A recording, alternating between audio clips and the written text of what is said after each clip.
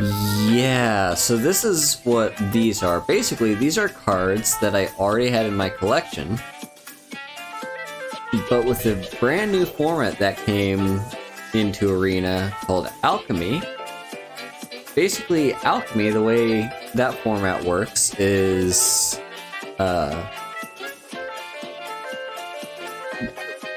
they are constantly changing and rebalancing cards.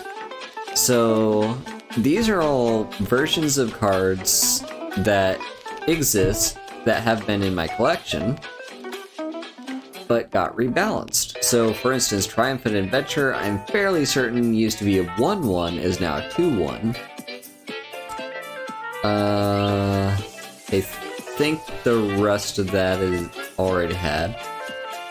Let's see, Demi-Lich.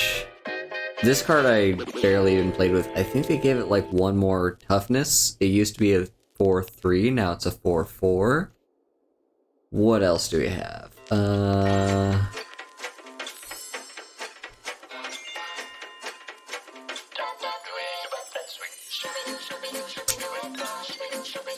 Target land becomes with haste and... not actually sure what changed with this card.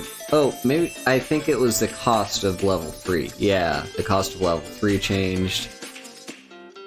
What about you, huh? What did they change to rebalance you? Come on, Arena, help me. Let's see. Yeah.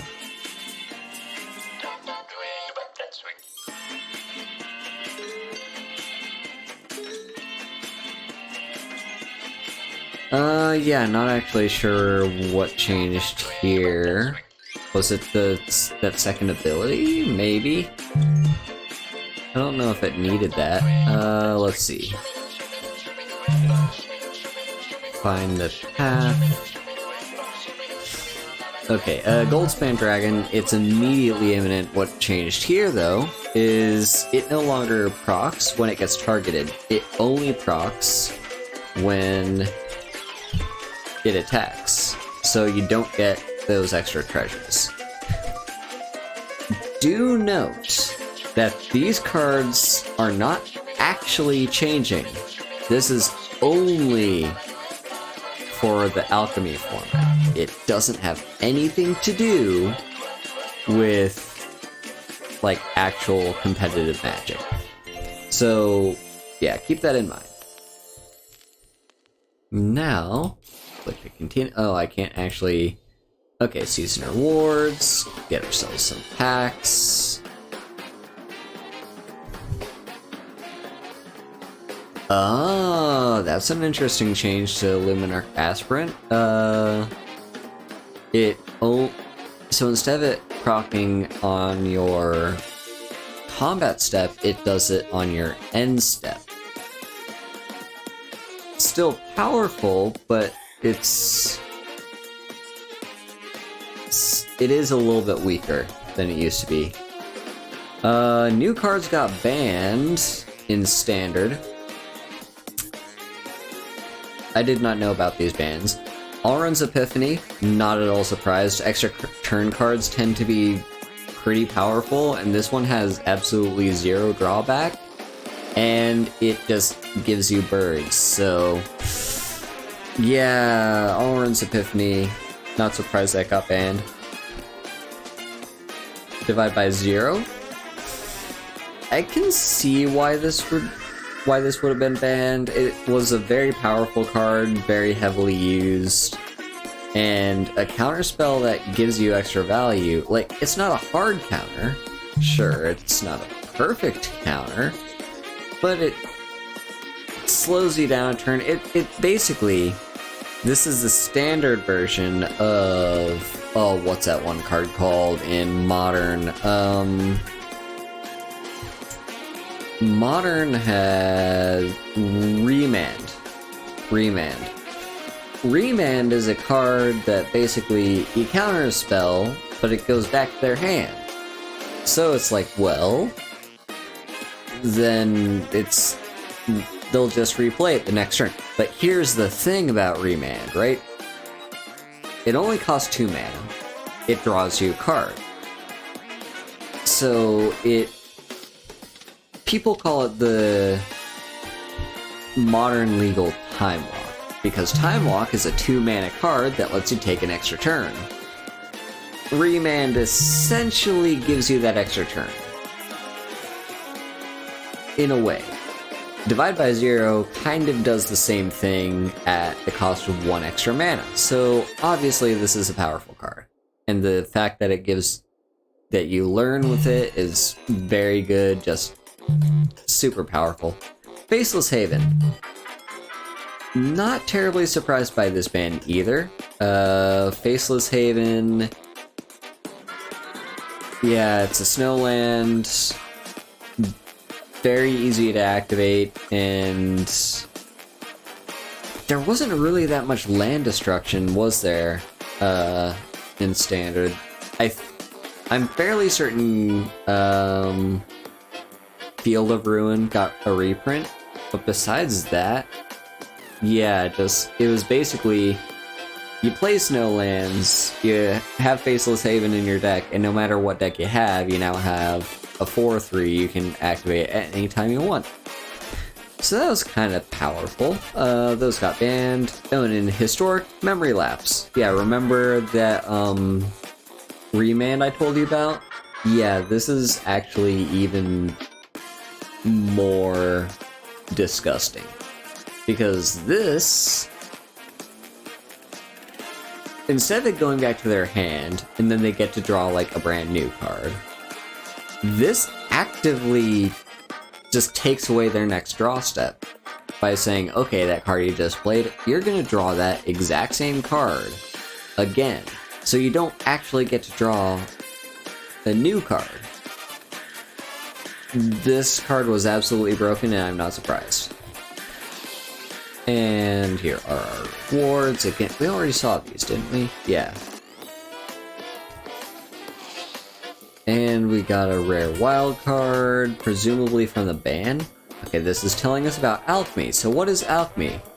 Alchemy is a new format to Arena, like Standard or Historic.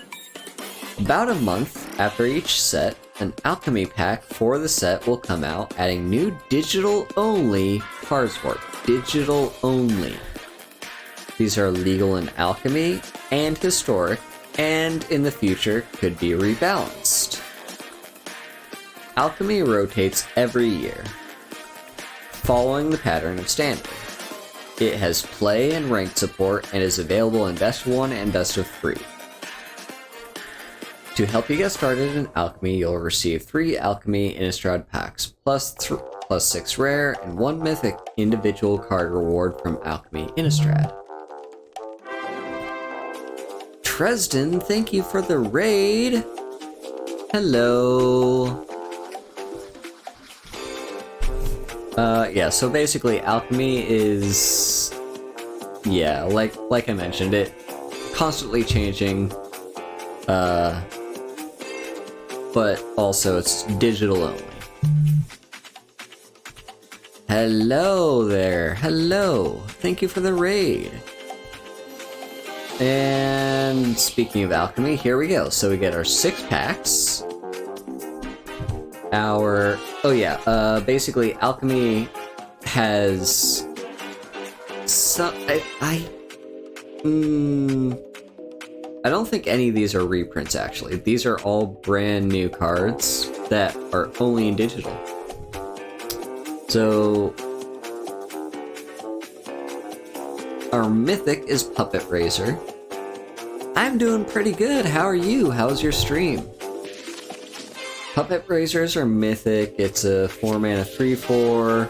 I don't actually know, like, the majority of the cards they put in with Alchemy. Oh yeah, and a lot of these cards use abilities like Seek, Perpetual, and Conjure. The digital only... The abilities that only work in digital. So, at the beginning of your end step, exile up to 1 target creature card from your graveyard. If you do, seek a creature card with mana value equal to the mana value of that card plus 1. That card perpetually gains menace. Okay.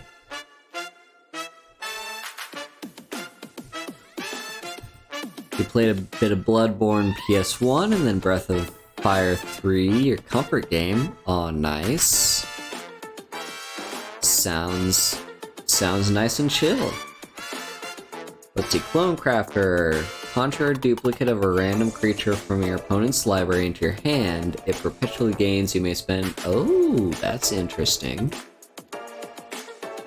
Antique Collector. Can't be blocked by creatures with power 2 or less. When it enters the battlefield. Creatures you control perpetually gain when this creature dies. You may shuffle it into its owner's library if it's in your graveyard. If you do, investigate. Torof's Disciple. When it attacks, conjure 4 cards named Lightning Bolt into your library, then shuffle. Lightning Bolt is a very powerful card from like the very beginning of Magic, and yeah, this is gonna be good. Godzilla cards. I don't think I do. Come to think of it, I don't think so. Because when did I start? I started playing this on this account, I should say. On my other Arena account, I do have Godzilla cards. This Arena account, I started playing in...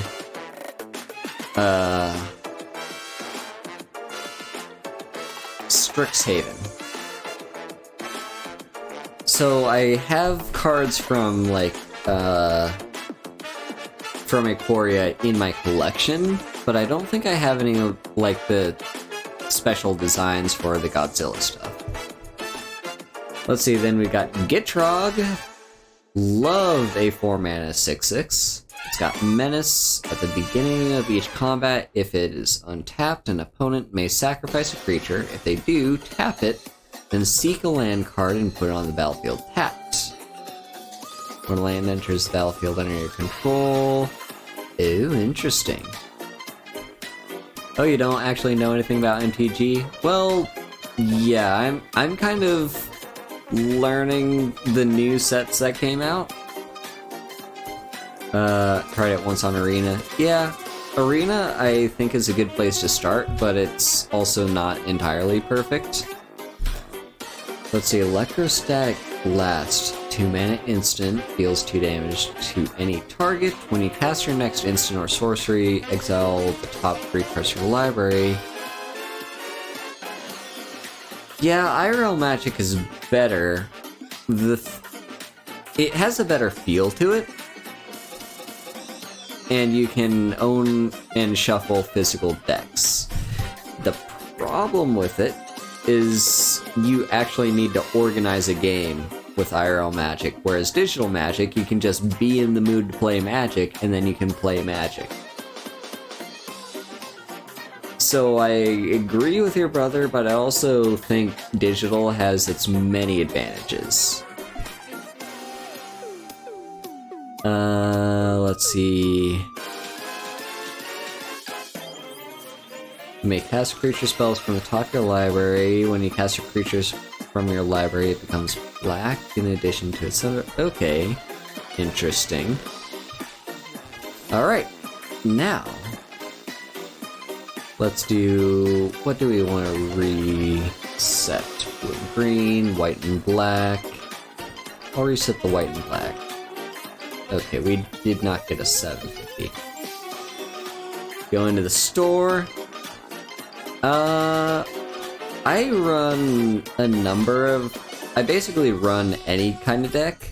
I typically don't do aggro. I play some combo decks, but not like super annoying combo decks.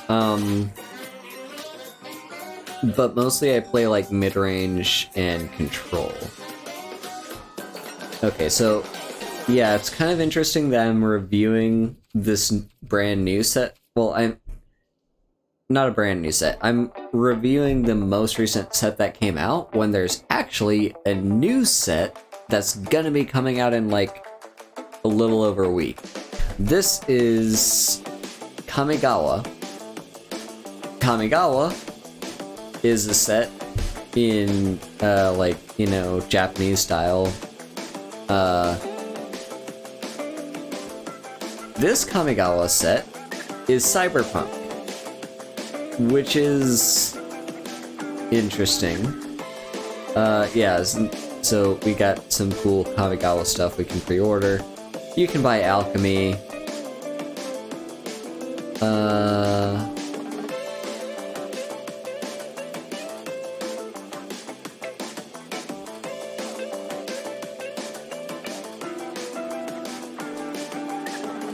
Can you keep it a buck with me? I'm not sure what that statement is you're trying to ask.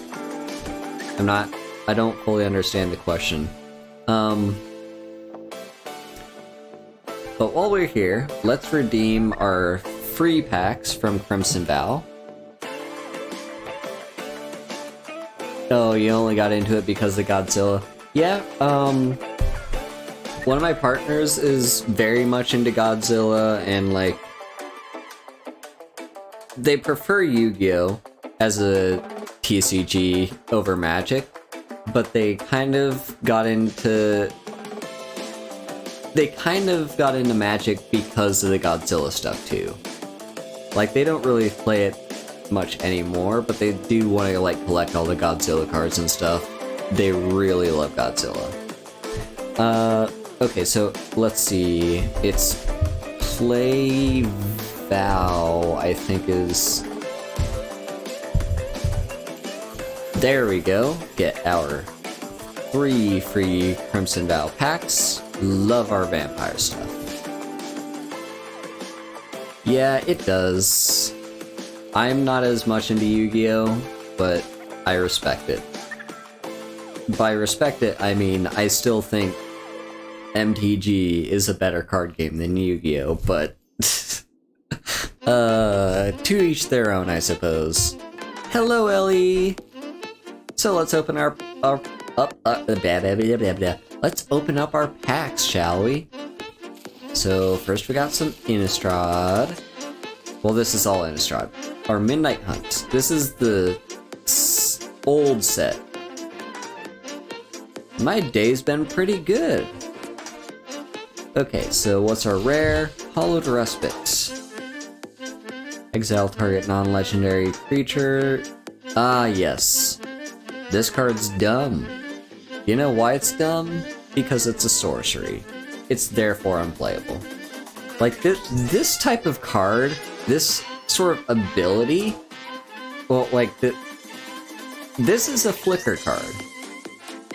The idea of a flicker card is you know, exile a creature, and then it comes back into play, so you can make use out of, like, multiple enter the battlefield abilities.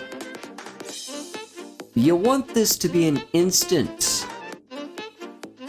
Why the fuck is it a sorcery? And why does it cost 2 mana as a sorcery? You could make it cost 2 mana and be an instant, and it would still be unplayable because it'd be 2 mana, but it'd still be, like, better. I don't get this. They were basically saying, you know, we don't actually want people to use this card. And we got our Mythic Wild card. Oh, I couldn't see. That was Galvanic Iteration, though. That was the, you can copy the next spell you play. I think that's what it was, yes. Get another pack. What's our rare here? Ghoulcaller's Harvest. Great. X 2/2 black zombies with Decayed, where X is half the number of creatures in your graveyard to round it up. Why, thank you! I'm using Pretzel Rocks, which is here in chat, and it will tell you whatever the song is playing. Granted, Pretzel Rocks got a lot worse when they started locking a ton of stuff behind premium access. So this is the Electro Swing channel. I would love to have used the Jazz channel, but that's actually premium locked now. Let's see, Guys Slam Reservoir. Yeah, no one ever plays that card. And finally, what's our last Midnight Hunt pack got?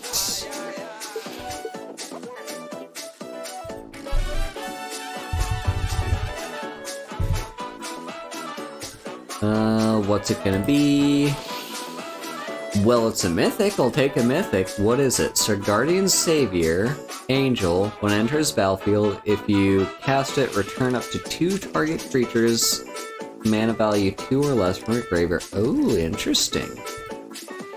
I can see why that's good. Okay, now to open up Crimson Vow.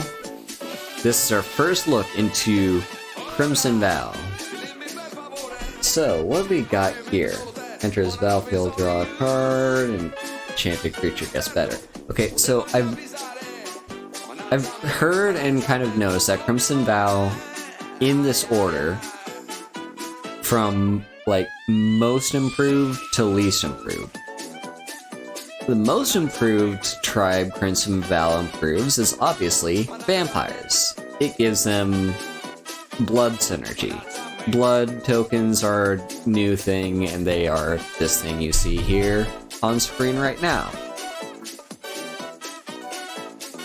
I find I've played a little bit with these, and I find a lot of the blood synergy cards, I'm not so much activating the blood. Alright, have a fun lurk, Preston. Thank you again for the raid. Yeah, I'm not so much activating the blood, I'm more making use out of it with creatures that benefit from it. Occasionally I will activate it though, in case I'm trying to dig for something. Then let's see, Witch's Web. That is some really, actually kinda extremely creepy art. That's giving me shivers. Would you believe I'm not actually a huge fan of spiders, and I'm even less of a fan when you zoom in and show me how many creepy eyes they have. Look at those beady little things. I hate them. Let's see.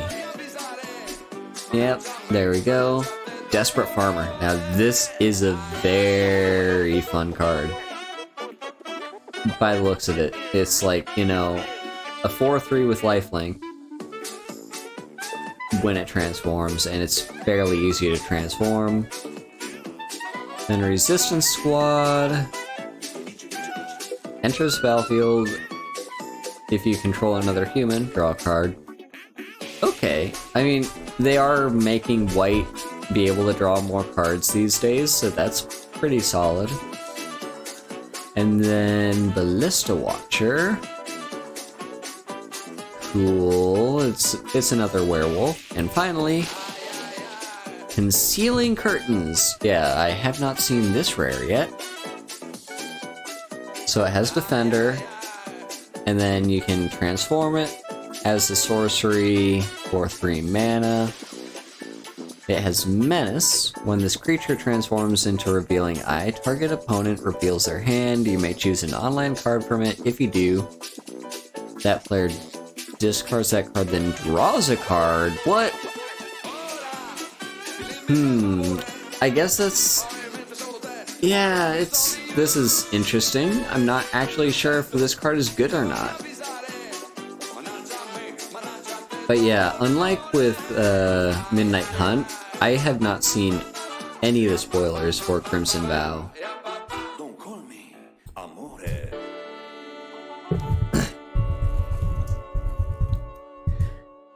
Okay, so let's see what our next pack holds.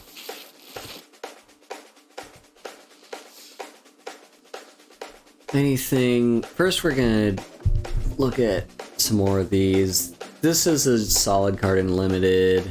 We're not even gonna really bother too much with the commons, though I do like... Flame Blessed Bolt seems pretty good.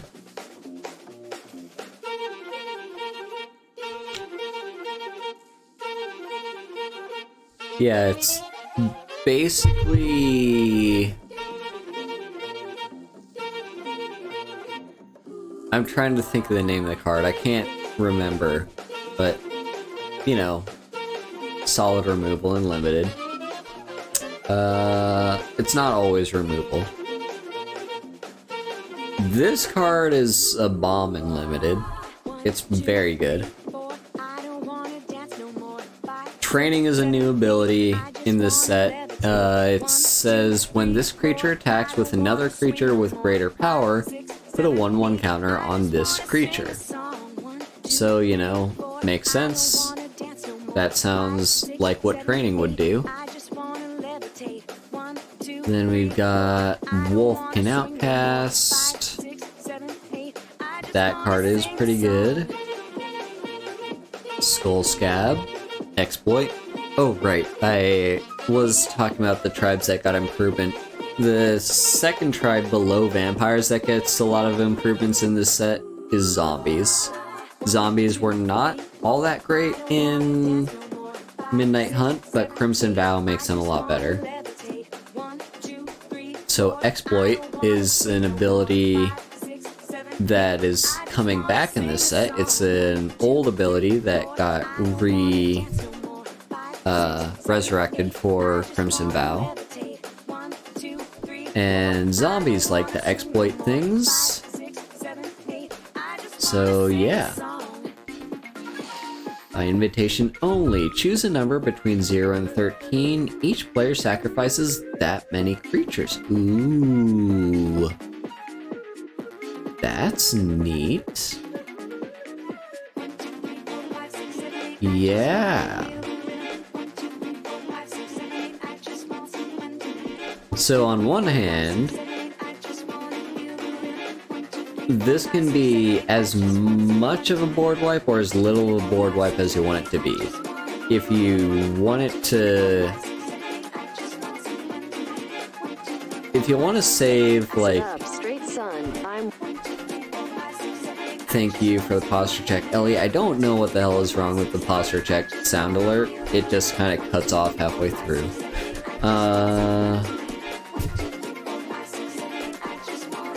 Yeah, so...